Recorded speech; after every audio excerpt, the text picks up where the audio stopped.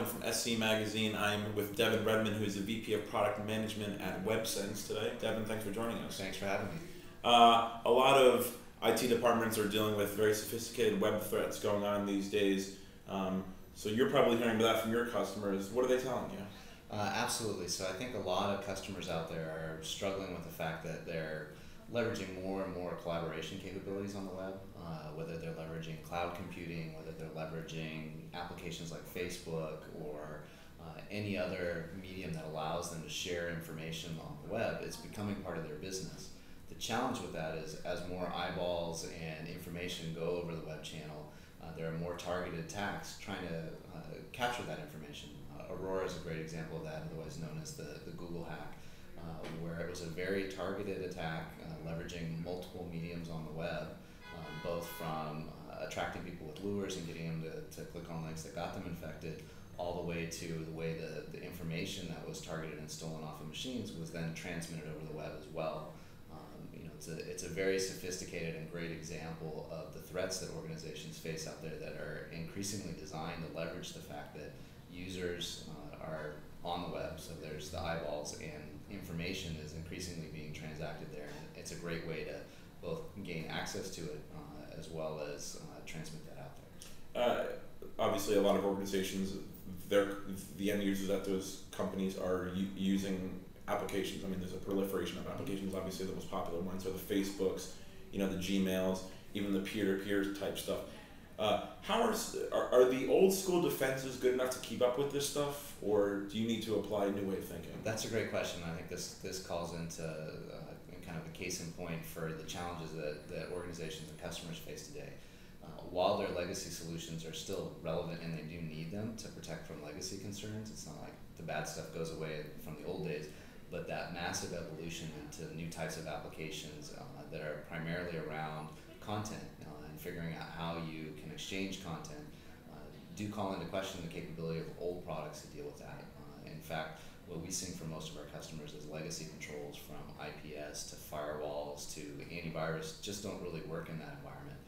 And so what they need to be able to do is actually look at the content in real time, as well as understand the application, as well as deal with the user, and then apply policies that are appropriate to that, both to mitigate threat as well as to control risk, right? Whether that's inappropriate behavior or inappropriate information going out over those channels.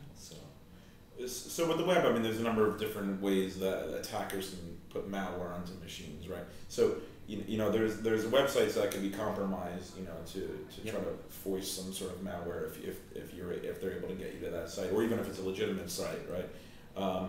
And then there's like the Facebooks of the world that use that massive user base to spread links via that site. Yeah. So companies need to be sort of deploying solutions that are able to sort of look at that stuff in real time. Yes, absolutely. So instead of thinking of a URL destination as something that kind of connotes a category, what organizations really need to be able to do is look at the content that's on any given site, right? Whether it's content or applications that are inside of an iGoogle, whether it's content that's being transmitted within Facebook to other users in Facebook, organizations definitely have to have solutions that look at that content in real time and make a decision based on the appropriate policy around what that content is, whether it's a threat or whether it's something that's just inappropriate and governed by their policy. Mm-hmm. And we were talking about social networking sites, but like the Facebook, a lot of companies are using that as a way to market and stuff. So obviously they need to, this whole, restrict access thing isn't going to fly really anymore, right? I mean, it's a real business driver. There's also the concern of leaking data via those sites as well. Yeah, absolutely. You have to look at it from both directions in terms of kind of thinking about what comes in as potentially as threats, but also what's going out as a risk, right? So most organizations today, I think as opposed to a year ago, are starting to really embrace those technologies. They don't question that they're going to have to do something to allow them. Oftentimes it's for very legitimate business reasons. But when they do that, there's a whole slew of other risks that come out, right? Whether it's dealing with compliance issues or regulated data or corporate governance and trying to protect intellectual property.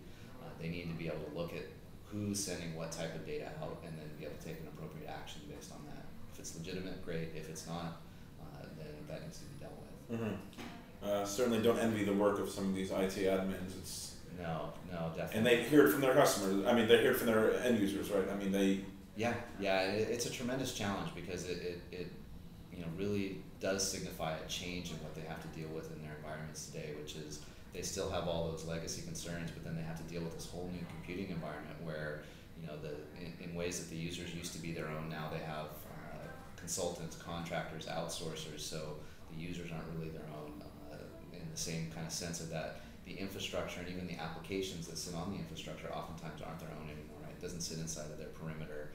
It can be a cloud-based application, it could be a cloud-based and shared infrastructure that they deal with. And then even more importantly, when you think about that model of those types of applications and the types of social fabrics that are out there that people share information on, the data doesn't really reside in their premise all the time anymore either, so the data is not really their own. And if you look at that model, they still have to deal with all the things that they do own that are their legacy concerns, but as an IT and a security professional, the increasing challenge is how do I deal with those really shifting borders, right? Whether it's remote users, remote offices, data that's in a SaaS application, how do I create an environment that allows me to deal with that, while at the same time understanding that there's a cost of ownership implied with all of those things. So. A lot to take into account.